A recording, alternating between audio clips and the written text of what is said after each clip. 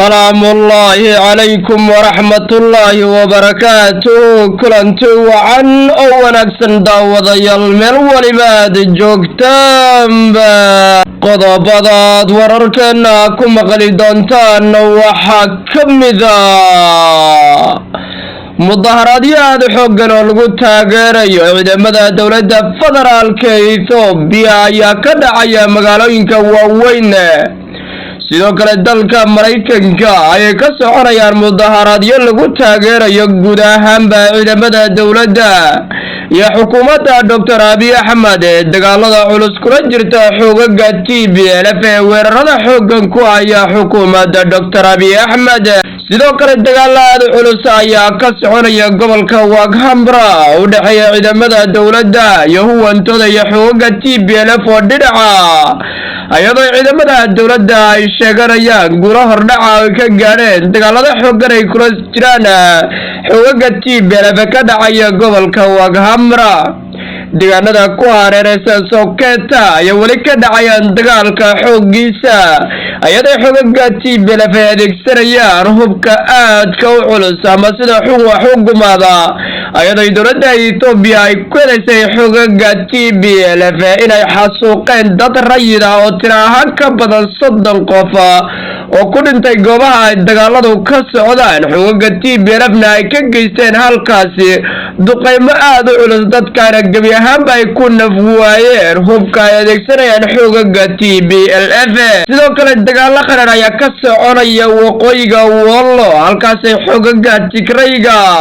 ciidamada dawladda ay dagaalo culus ku dhaxmarayaan xoogagga Tigrayga ayaa dagaalo xooggan ka furay waqooyiga Gondar iyadoo halkaas dagaalo culus ay ka soconayaan xoogagga Tigrayga ayaa isku dayay gabi ahaanba inay go'doomiyaan ciidamada dawladda ee ka dagaalamaya gudaha gobolka Axmaarada ama deegaanada ay xoogagga Tigraygu gudaha u soo galeen ayadoo waqooyiga Gondar laga maqlayo hubka aadka u culus ay adeegsanayaan xoogagga Tigrayga iyo ciidamada dawladda ee sida weyn iskaga difaacaya dhanka Humayra dagaalada culus ayaa ka soconaya ayna wali ciidamada dawladda ayna guulo ballaaran ka gaarin weerarada ay qaadayaan xoogagga Tigrayga ay ku doonayaan gabi ahaanba inay jabsadaan xuduudda saddex geesoodka dalalka Suudaan Itoobiya Eritrea ayadoo xoogagga Tigraygu wali ay gacanta ku hayaan goobihii ay dhawaan qabsadeen ee deegaanada ku hareeraysan magaalada Humayra ee istiraatiijiga qodobadaas iyo qodobo kale oo faahfaahsan ayaa warkeena ku eegaynaa taariikhdu waxay ku beegan tahay 7 bisha 9aad 2022 haddaynu gudagalno wararkeeni oo faahfaahsan mudaharaadyo xooggan oo lagu taageerayo ciidamada dawladda Itoobiya ee dagaalada culus kula jira xoogagga TPLF ayaa ka soconaya dalka Mareykanka mudaharaadyo ay soo qaban qaabiyeen qurba joogta dalka Mareykanka ee Itoobiya ka soo jeeda ayaa si weyn loogu cambaareeyay xoogagga TPLF ee weerarada xooggan ka wada gobolka Axmaarada iyadoo halkaas ay ku dagaalamayaan ciidamada dawladda iyo dagaalyahanada Tigrayga ee sida weyn u doonaya gabi ahaanba inay ka takhalusaan xukuumadda Dr. Abiy Ahmed dagaalo aad u culus ayaa ka soconaya gobolka Waghambra ee deegaanka Axmaarada iyadoo xoogagga TPLF ay isku dayayaan gabi ahaanba inay ka takhalusaan ciidamada dawladda ee ku sugan gobolkaasi gobolkan ay xoogagga Tigrayga iyo dawladda Itoobiya ay soo adeegsanayaan hubka sida xukuumadda iyadoo dawladda Itoobiya ciidamadii abid ugu tirada badnaa ay u sii daabulayso goobaha ay dagaalada culus ka dhacayaan ee ka tirsan gobolka Waghambra ayaa wuxuu ka tirsan yahay goobaha ay dagaalada culus ku qaadeen xoogagga Tigrayga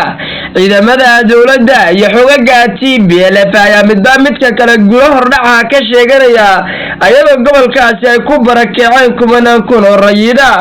deegaanada ku hareeraysan Sokeeta waa magaalo istiraatiiji ah oo dhawaan gabi ahaanba laga faramarojiyay xoogagga Tigrayga ay dagaalo culus ka dhacayaan deegaanada ku hareeraysan xoogaga TPLF ayaa isku dayay inay magaaladaasi mar kale gacanta ku dhigaan ayadoo dowladda Itoobiya halkaasi geysay kumanaan kun oo ka tirsan ciidamada dowladda maleeshiyaadka maxalliga dagaalka ka soconaya duleedka Sokeeta ayaa la sheegay khasaare abid ugu cusla ka dhashay ayadoo xoogaga TPLF la sheegay halkaasi inay guuldarro aad u ballaaran ay ka hooyeen ciidanka dowladuna ay isticmaalayaan awoodii ugu dambeysay TPLFna halkaasi khasaare aad u baahan uu ka soo gaaray waqooyiga Wollo dagaalada culus ayaa iyadana ka soconaya iyadoo xoogaga Tigrayga ay goobo horle ay ka fuleen dagaalada u dhexeeya ciidamada dowladda iyo xoogaga TPLF